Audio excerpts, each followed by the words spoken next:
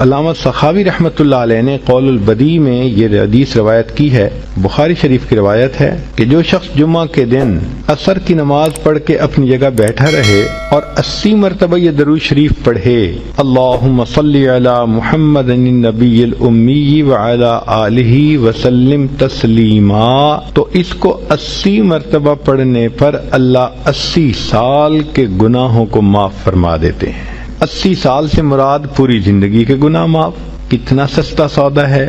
ہر جمعے کو یہ عمل ہم کر سکتے ہیں۔ بلکہ عورتوں کو چاہیے کہ وہ تو جمعہ کے دن عصر کی نماز کے بعد ساری عورتیں گھر میں اکٹھی ہو جائیں، بچے بھی اکٹھے ہو جائیں، عصر کی نماز پڑھ لیں اپنی اپنی، اور پھر وہیں بیٹھے بیٹھے سب بچے بچیاں عورتیں سب کے سب 80 مرتبہ درود شریف یہ پڑھیں، پھر دیکھیں اللہ تعالیٰ کی طرف سے کیسے برکتیں اس گھر میں آتی ہیں۔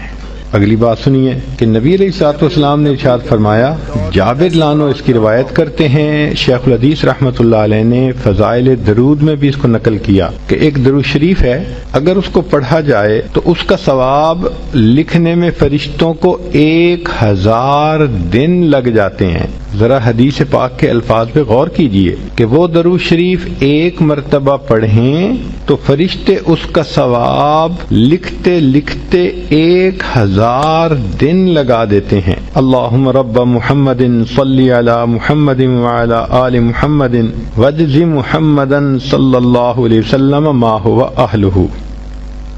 ایک حدیث پاک میں ہے، جو شخص نماز فجر سے پہلے 3 مرتبہ یہ کلمہ پڑھے